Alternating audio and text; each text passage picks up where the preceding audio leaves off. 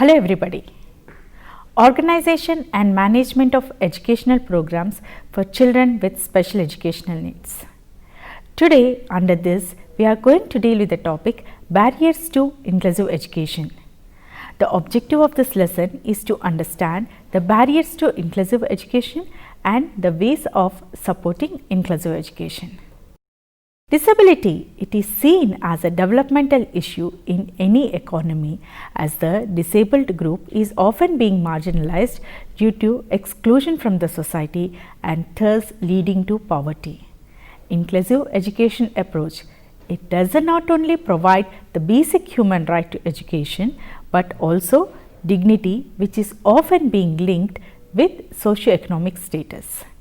It is seen as a device for both access and quality education, which are also the fundamental aspirations of education for all action frameworks. Through inclusive education, the learner gets a chance for not only getting into the system, but also a support to complete it successfully. How can we address the barriers to inclusive education? Inclusive education is a binding and priority for the Government of India. However, a wide gap in policy and practice exists in our country with respect to inclusive education. There are a number of barriers that hinder the proper practice of inclusive education in our country. Let us have a look at some of the barriers. Negative attitudes, physical barriers, inappropriate curriculum, untrained teacher, organization of the educational system, invisibility in the community, invisibility in the school, cost, physical access, the class size, poverty, gender discrimination, dependency, emergency and refuge situations, improper curriculum adaptations, ICT, information communication tools availability and related competences, improper policy planning and lackluster implementation, the expenses involved. So, these are all the barriers that have been identified for inclusive education. Let us look at each of these barriers in detail. Negative attitudes. Negative attitudes to disability are the single biggest barrier to disabled children assessing and benefiting from the mainstream education. Negative attitudes can be found at all the levels, at home level with the parents, at the community members, the schools and the teachers, government officials and even the disabled children they themselves. Fear, taboo, shame, lack of knowledge, misinformation and socio-economic values about human life, respect and dignity, all these encourage the negative attitudes towards disability. The impact of such attitudes is even evident at the home level, at the school and community level, and even at the level of the national policy making in terms of planning, budgeting and program. It has been noted that the disabled students suffer from physically bullying and emotionally bullying. These negative attitudes result in social discrimination, thus leads to isolation, which produces barriers to inclusion. Regarding disabled children, some regions still maintain established beliefs that educating the disabled is pointless.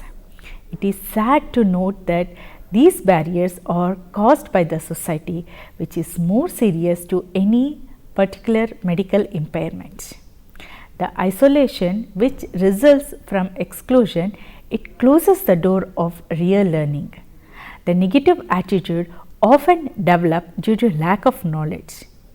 Along with information about the disability or the condition, their requirement must be provided to the peers, school staff and teachers as well. Increasing interactions between the learner with special needs and the community by organization of the fairs, meetings, etc. it is very important to counsel the parents of these special educational needs of these special children, especially in rural areas, about the importance of providing education so that these children can develop as self-reliant individuals. There is also a need to shift in perspectives, values, so that diversity is appreciated and teachers are given skills to provide all children, including those with different learning needs, a quality education.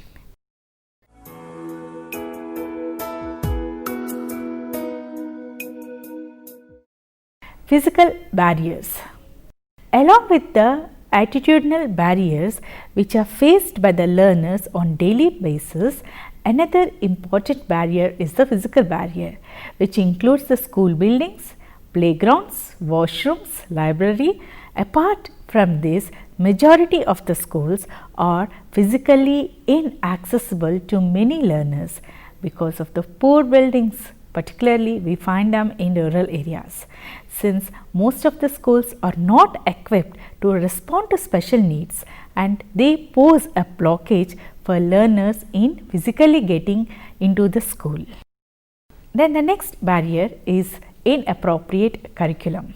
In any educational system, the curriculum is one of the major obstacle or tool to facilitate the development of more inclusive system. Curriculum, it includes the broad aims of education and has its implication on the transactional and evaluation strategies. In our country of diversity, curriculum is designed centrally, hence which leaves little flexibility for the local adaptation or for the teachers to experiment and try out new approaches. This results in making of the content inaccessible and demotivating. Therefore, the design and development of specific learning and teaching materials and teaching arrangements should take cognizance the needs, the interest, aspiration and uniqueness of the learners. Now, let us have a look at the untrained teacher as a barrier to inclusive education. For implementing the inclusive education successfully, it is important that the teacher must have a positive attitude towards the learner with special needs. But because of lack of knowledge, education and understanding or effort, the teacher give inappropriate substitute work to the learners, which eventually leads to the learner's dissatisfaction and poor quality of learning. Another important feature of the schools is high teacher-student ratio, where it is expected that the learners of diverse abilities have to be taught together. At first place, there is scarcity of trained teachers to deal with the diversity, and secondly, it is very wrong to assume to deal with a large number of learners with diversity. Hence, it is important to reduce the teacher-learner ratio in classrooms, which is only possible if we have more schools with more trained teachers to deal with these diversity of learners. After having understood untrained teachers and large classes as a barriers, let us try to understand the organization of the education system. In our country, there are different types of schools, like the private schools and the government schools. The public schools are developing inequality by offering different levels of facilities and supports. Those having an access to the private schools, they have the higher possibility of success as compared to those who go to the government schools. Therefore, it is important, like many developed countries, a common school system policy must be placed properly. There is also lack of information within many systems, and often there is not an accurate picture of the number of learners excluded from the school system. Very often this leads to a situation where the learners do not have equal opportunities for their education or employment. The next barrier is invisibility in the community. Disabled children who do not attend the schools or often invisible in the communities. Parents tend to either to overprotect or overlook their children.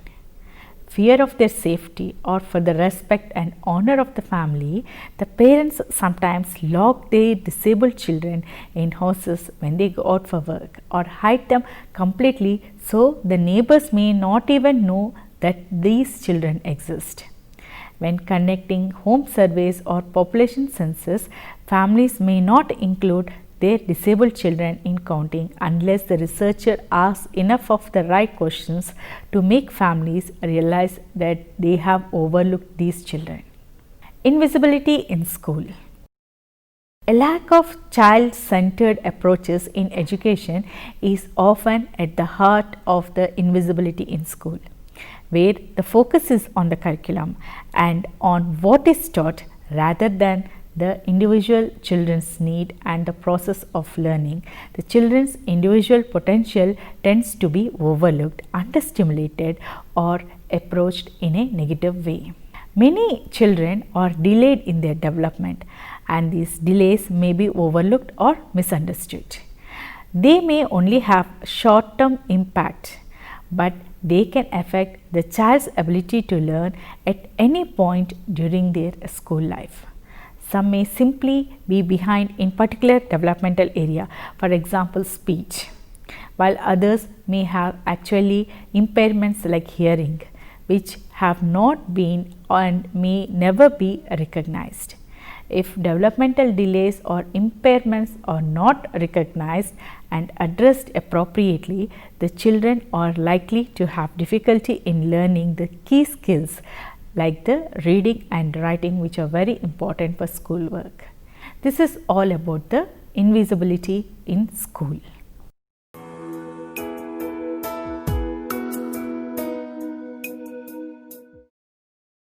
The most important barrier in affecting the inclusive education is cost. It is common to hear the policy makers and donors say the country cannot afford to educate its disabled children. Special education is a luxury, we can't afford it. This is based on the assumption that the disabled children should be educated separately and that this is both expensive and also labor intensive. In rich countries, the regulation states that the class size in special schools should be very small, usually less than 10 children, and sometimes the classes are as small as 2. All classes have the support assistants as well as a teacher. Those children who are placed in the mainstream schools, they have their own personal assistant.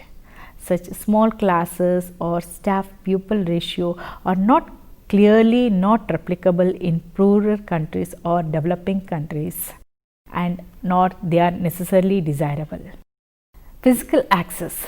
Traveling to and from school can be very difficult for all children and is often used as an excuse for not sending the disabled children to school.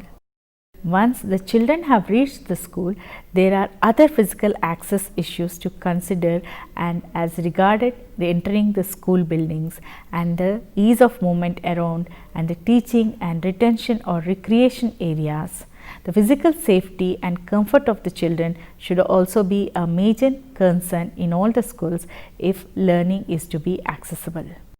Class sizes. Large class sizes are seen as a barriers to inclusion of the disabled children in countries. In economically wealthy countries, the class size of 30 are considered as too large. Yet in developing countries, the class size sometimes runs from 45 to 60. Small, well-managed classes are of course more desirable than large classes with inadequate resources. Poverty. There is a strong correlation between poverty and low levels of schooling and educational opportunity generally. In case of disabled children, poverty aggregates and deepens the extent of their disability and social exclusion. Disability may be both a cause and a consequence of families' poverty. Education programs aimed at the poorest children may still exclude disabled children with excuses about the expenses and lack of expertise being used. but with little effort of all these attitudes can be successfully challenged. Another important discrimination is gender discrimination.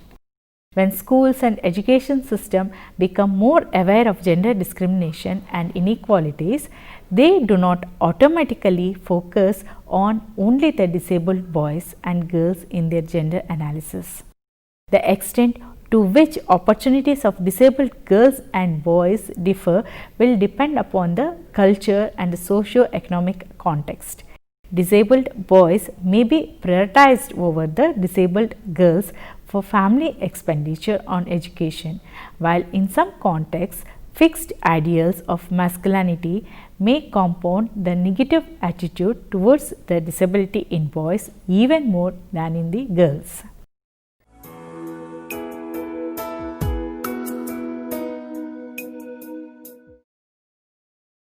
Security and safety issues, especially for girls. Disabled girls are more vulnerable to physical abuse. In addition to abuse at home, it can happen even in the school or way to the school. Lack of privacy. This can be a problem if the girls need help with the washroom areas. Domestic work. From the studies, the evidence suggests that disabled girls may be more exploited at home or than the non-disabled girls. The pointlessness of education argument further reinforces this. Dependency. Dependency or interdependence is normal part of a daily life. However, higher level of dependency of some of the disabled children on their caretakers can be a barrier to inclusion in education and in some cases can leave the disabled children vulnerable to abuse. Emergency, conflict and refuge situations. Conflict and emergencies, they not only lead the children becoming disabled, they also increase the vulnerability of those children who are already disabled. Maintaining education systems in emergency or refuge situations is always a challenge, and therefore it is important that the disabled children's needs are recognized and supported in these situations as in others. Education inclusion can work even particularly difficult situations such as a refugee camp. In fact, providing education in such challenging situations where the staff may be available to make the policies they themselves without waiting for the directives from the government. They can give rise to responsiveness, innovative and flexible education policies and also learning practices. Furthermore, the valuable skills they have learned can be used in the peaceful times or after returning back to the home or area. The next important one is the improper curriculum adaptation. For practicing inclusive education, curricular adaptations suited to the special and unique needs of every learner, including the children with disabilities, are necessary. Concepts like universal instructional design are to be properly developed and also incorporated into our curriculum. However, needed curriculum adaptations are either missing altogether or they are improper. ICT availability and related competences. ICT is information communication tools. The present age is the age of information and communication tools and technology. It is providing a greater help in almost all the areas of human life, including the education and training. There are a large number of the ICT information communication tool and technology enabled pedagogical and assistive devices that are particularly useful for children with disabilities. Improper policy planning and lackluster implementation. The government claims that it has implemented inclusive education everywhere and at all levels. However, the policy planning is improper and measures to assess the degree of implementation have not been developed. Furthermore, implementation of inclusive education in private sector has not been enforced and ensured. Expenses. For huge and diverse countries like our India, implementation of inclusive education at all the levels requires lot of money to be spent. The government has to incur huge expenditure. Being a developing country, the apprehensions of the government can very well be understood. The barriers mentioned here do not form an exhaustive list, but authors believes that they are not much left out.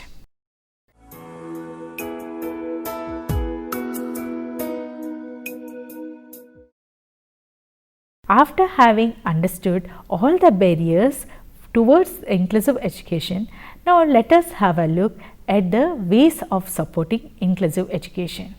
Positive attitudes, inclusive learning environments, early intervention, positive role models, appropriate policy development, and change of system in education. All these can support the inclusive education. Positive attitudes. By promoting positive attitudes, the society's lack of knowledge, misinformation and negative attitude are all directly leads to the exclusion of the disabled girls and boys from education. Furthermore, where the disabled children's capacities, rights and needs are constantly underestimated, and they are likely to develop low self-esteem and negative attitudes about themselves and their abilities. In all societies, there is a need to raise awareness that each child is unique and different, and that the disabled children have the same rights, needs and aspirations like any other normal child.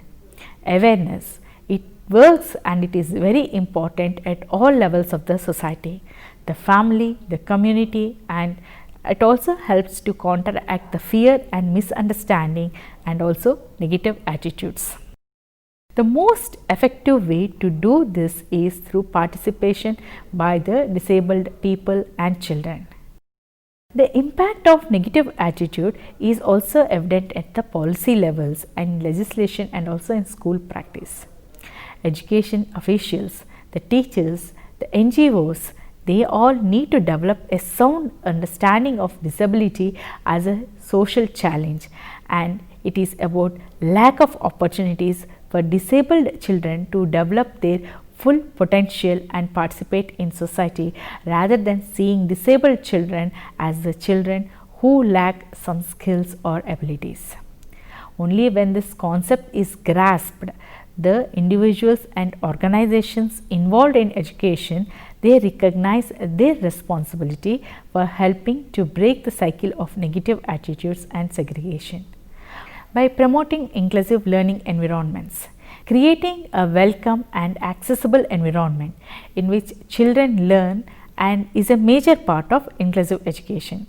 Children need to be able to travel safely to school and be in a safe physical and social environment. They also need a caring and stimulating learning environment to understand what is being taught and be able to interact with their peers and teachers. The next way of supporting inclusive education is by promoting early intervention. It is widely recognized that the greatest impact in improving a disabled child's life can be achieved in early childhood itself. Appropriate early intervention will have a greater impact and be more cost effective than the prolonged intervention later in their lives. By promoting positive role models. All girls and boys, they need a positive role models. Positive adult role models are essential for development of self-esteem, self-worth in children. Many disabled children, however, grow up never having met a disabled adult, so they do not understand what growing up will mean for them. Disabled children may grow up more isolated than the children in the other groups facing discrimination, because most of the disabled children are born to non-disabled adults, and most disabled adults give birth to non-disabled children. disabled children do not therefore naturally come in contact with the disabled adults or necessarily with other disabled children, and these needs to be addressed as a part of the inclusion process. Supporting appropriate policy development. The society's negative attitudes can be translated into appropriate national policy. It is rare that any effort is made to include disabled children in developing policies relevant to their needs. Such appropriate policies can often be more disabling than the complete absence of the policies. Supporting change of system in education. Introduction of more inclusive practices in education necessitates change in the curriculum, teacher training, the teaching methodology and the teacher attitudes. Ideally, change would take place prior to the inclusion of the disabled children, but it would be unrealistic to wait for such changes to happen before introducing the inclusive education. These are all the different ways of supporting inclusive education.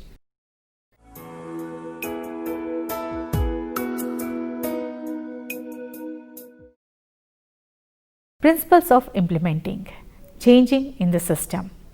Before planning and implementing an inclusive education program, it is important to gain an overview of the whole education system and identify where the changes needed. Gathering baseline information. Relate any existing policy to the educational inclusion of the disabled girls and boys to the situation and practice on the ground. Inclusive policy making. Planners need to realize that an inclusive education system benefits the girls and boys from all age groups in the society and not just the disabled boys and girls. Education policies addressing the needs of all the marginalized groups in a society are likely to become more successful. Accepting the responsibility. In a traditional system, it is seen as being the fault of children and the families if the child or the children do not come to school or when they are not learning. By contrast, in an inclusive system, it is recognized that the schools have important part to play in the children if they are not attending and if they are learning nothing happened for these children.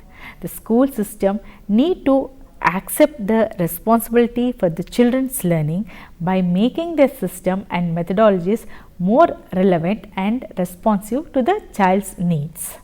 Accessible learning environment. The accessibility of learning environment, it is very crucial for all children, particularly the disabled children, to learn from the methods. Curriculum flexibility. The curriculum and the examination system, they need to be relevant to all the children, including the disabled and the non-disabled. So, these are some of the important principles likely to be followed for inclusive education support system. So, today we had tried to understand the barriers to inclusive education. We understood how the negative attitude, the physical access to the schools act as barriers. We also understood how the curriculum can be acting as a barrier to inclusive education. After having understood about the barriers to inclusive education, we also tried to understand how we can support the inclusive education by changing the attitudes by curriculum adaptations, and also we tried to understand some of the principles which support the inclusive education. Hope you have understood the lesson. Thank you.